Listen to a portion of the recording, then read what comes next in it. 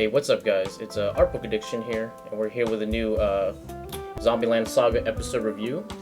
I just finished episode 3 right now, and I'm liking where the story's going. I'm liking that they're kind of doing a little bit more of the party's divided. They took I and they put her somewhere else, and all that stuff, right?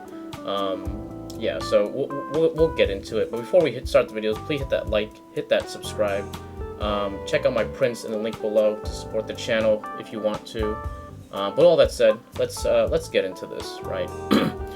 So before we jump to the obvious plot point, the big thing that happened at the end, let's kind of lay down the groundwork, right? So we start off, obviously, this is the when I started the episode, I thought it was like, oh, it's the I episode, right? Because in episode 2, it was, primarily focused on Saki-chan, right? But, as we know, Junko and I, they're a pair, so they gotta have their dual episode, right?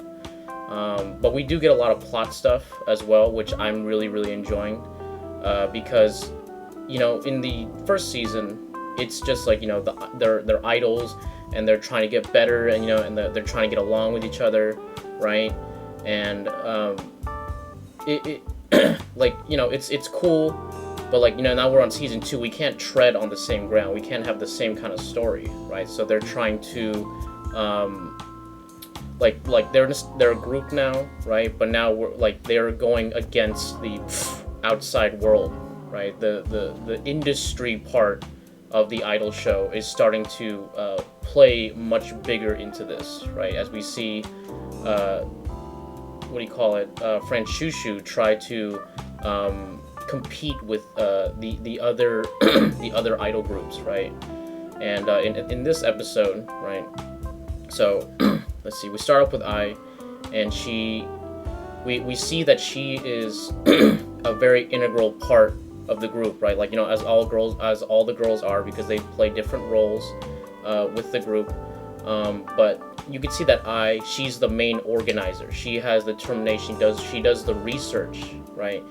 She knows how to do the dances, right? She develops the song. She composes the choreography, right? She does huge amounts of work. Honestly, Saki, she's the leader, but she's the leader in spirit, right? I is kind of the man behind the scene, right? Who they all, like I said, they all go to her, for advice, right? They make sure that they gotta check through I first. She's the workhorse, right? She's the one going, making sure everything's good, right? Because she was one of the top idols during her time, right? So she knows the industry, and Junko, being from the 80s, right? She doesn't have that experience, right? She doesn't know about the internet. She doesn't know about all this extra stuff, right? And so that plays into into the story a little bit later on in the episode, right? So we see that they're relying on I a lot, right? And I think Kotaro sees that, right? And so I think in his mind, right? This is just theory. I don't know if this is real. He sees that they rely on I maybe too much, right? Maybe she's pulling too much of the weight, she's doing too much of the stuff. So I think in a way he's trying to challenge Franchushu, right? Trying to get them to rise above the limitations that they have, right? And so that because later on, we could see that I is on she's on a much higher level than the rest of the group, right? And so for the rest of the group to really reach their true potential, right? Raise the roof. I don't know why I did that, but I don't know. Anyway, to really reach their potential, right? They need to catch up to I, right? They need to get up there, and the only way to really do that is to take I. See ya, dude. Okay, no more relying on her. Okay, so Kotaro made a strategic decision, even though he seemed he's just crazy man, right? We all know that he, obviously in his mind, he's got strategy, he has an idea, right? And he just has a facade of like being eccentric, right? And so he, like I said, he took Ai away from them, right? And that's when the episode shifts to being about Junko, right, and her journey, because obviously she's someone who deals with a lot of self-doubt, right? She's someone who is like doesn't really recognize the technical world around her, right, and all the new things about being an idol, right? So I think she's a great idol in her own right, but she doesn't have the like technical knowledge of what's current, right? The way I does, like she could use the internet, she could research, right? She could see what groups are big, what groups are not. You know what I mean? Junko doesn't really have all that like information base. She doesn't have all this. She's not like a supercomputer, right? Like I is, right? She's just more of what it seems like, right? What we get in the episode is that she's more of like an earnest idol, right? She's like, listen, dude, I have my talent, I have my voice, and I could sing and I could touch people's hearts, dude. That's my talent, that's my thing, right? And you get that with her little moment with Sakura, right? So what do you call it? They're figuring out Junko has to take over and lead the team, right? Because she's the second most, she's the most experienced, but she's a little bit less. She's not that kind of person. She's not like a very in your face leader type, right? Or can compose people and lead them in a certain way. She was a person. She didn't have to work with a team, basically, right? She was a solo act, and so this is challenging for her, right? Because she's kind of a shy person, right? And and if you noticed in the show, right, Junko kind of relies on Ai in a lot of ways because she's a very strong, stable figure, right? And Junko, she's a little bit shyer, right? But she still has the prestige and the work ethic, right? I'm sure she had people who supported her in the industry before, but now she has to work with other girls, and like they have their own insecurities, they have all their own stuff, so it's like it's difficult for her, right? And she knows that, like, as she's watching Fran Shushu practice their new routine, she knows that that it's not gonna be as good, it's not gonna work, right? And like maybe she doesn't have the technical knowledge or ability to, or like she knows like that it's not going to work, but maybe she can't identify the reasons, or maybe she's like, oh, there's not enough time, right? Not the way that I would work, right? She could immediately point out like, oh, this is a problem, you gotta like lift your arm up a little bit more, right? Junko, she feels it, but she may not know exactly why, right? And she's starting to feel anxious, right? Which makes the other Fran Shushu girls feel anxious too, right, about their performance, because if they fail at this juncture, dude, they won't be able to get their revenge, right? That's another Metal Gear reference, right? Obviously, this season is definitely referencing Metal Gear in many ways, right? But yeah, so they're getting anxious, they're remembering EFS, right? And you could see that she's been researching. She finds out that that they are no. Kotaro tells them like, oh, you're gonna be opening up for Iron Frill, right? And Iron Frill, that was Ai's previous group, right? And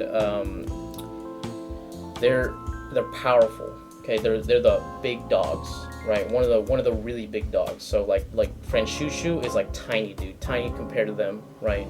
But like I had an idea, like she wanted to let's try to show up Iron Frill, dude, right? Because we're the opening act. What if we were better than them, right? But Iron Frill, like doesn't really they're so big that they may not even register Fran Shushu, right? They're like they don't even see them. They're like, oh, it's just some opening act, right? We're the main show, we're the big guys, right?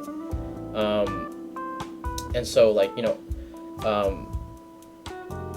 we think, and like obviously this is Ai's old group, right?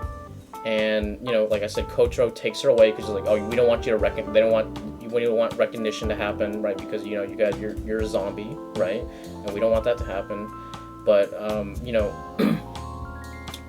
we get a moment where we see her looking at her old group, and she I think she's looking at the main girl, right? She's looking at the first girl, I think in a way she's almost like how are you leading the group?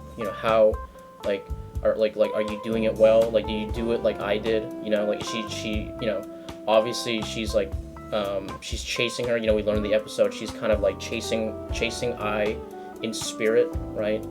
So it's like I feel like Ai is also looking at Iron Frill just to like monitor their progress, because obviously being her old group, she has to care about them, right? She has to care about the old group.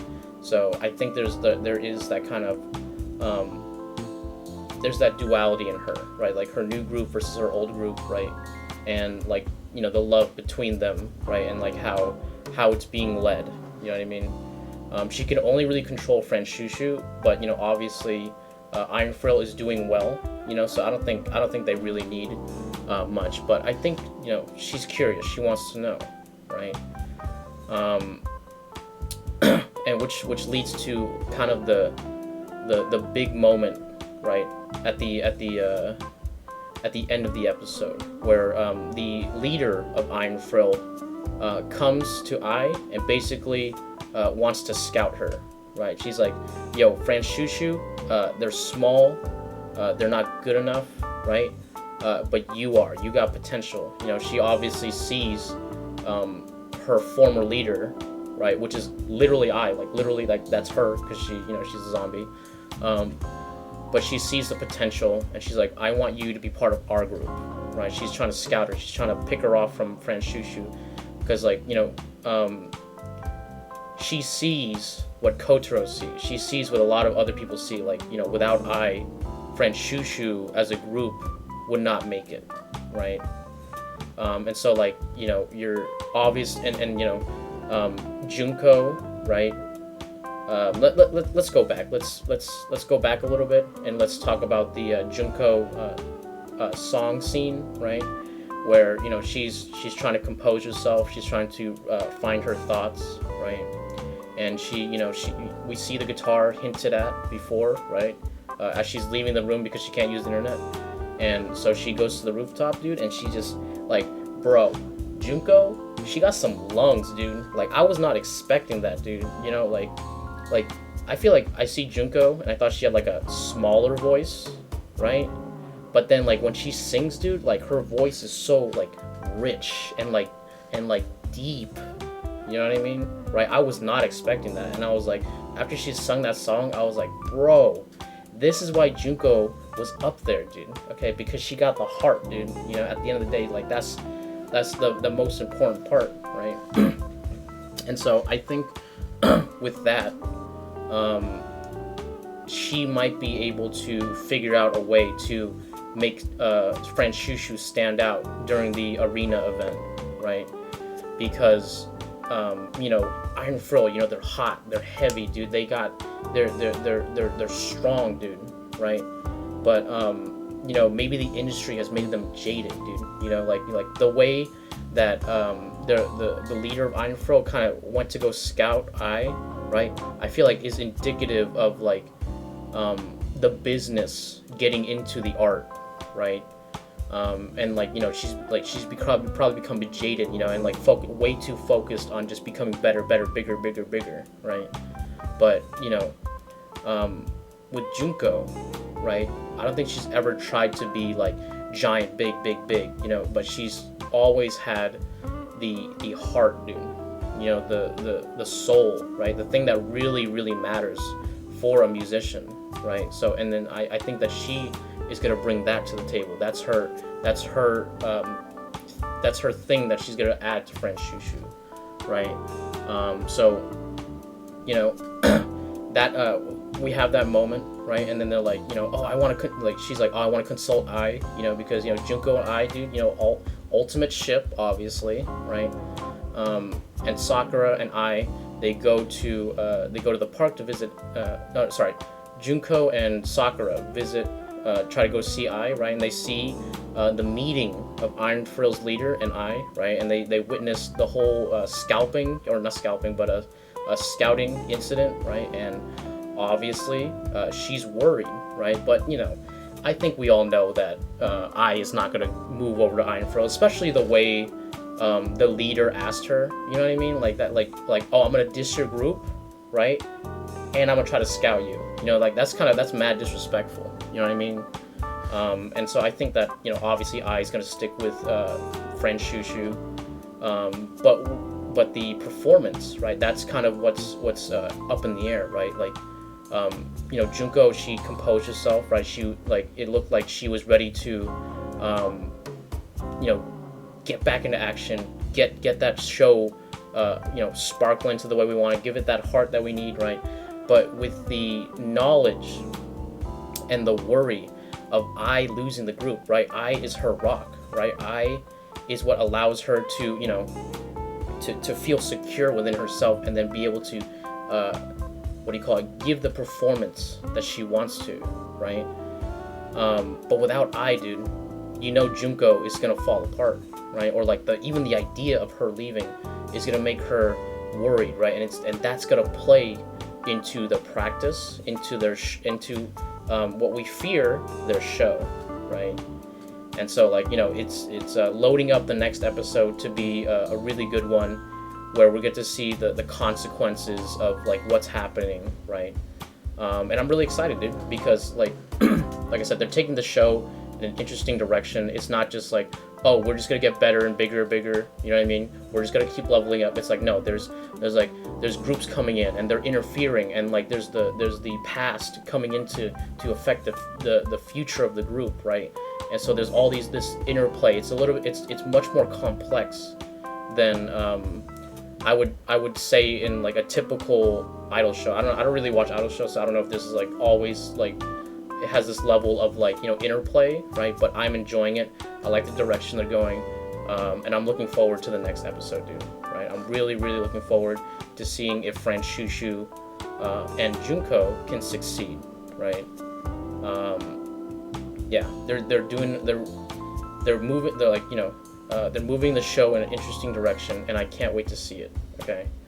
But yeah, one last thing to talk about. We got an ending, right? We got the ending song, and it's really cute, right? And you know what I love about it, dude? As I was watching, I could hear and tell each person's voice, right? Obviously, they had one of the people on screen, and then and it's you could figure out oh, it's that girl who's singing at this moment, right? But I'm just I don't speak Japanese, right? But for me, discerning voices in another language can be difficult, right? But I've gotten used to friend Shushu so much that I could hear and identify each person's voice, and I'm like, oh, dude, that's this person, oh, that's that person, oh, that's this person, right? And they could all sing, dude. They all got their own little brand, and it was just fantastic. It's just a cute little ending, right? And the art is cute, right? Yeah, just really great, man.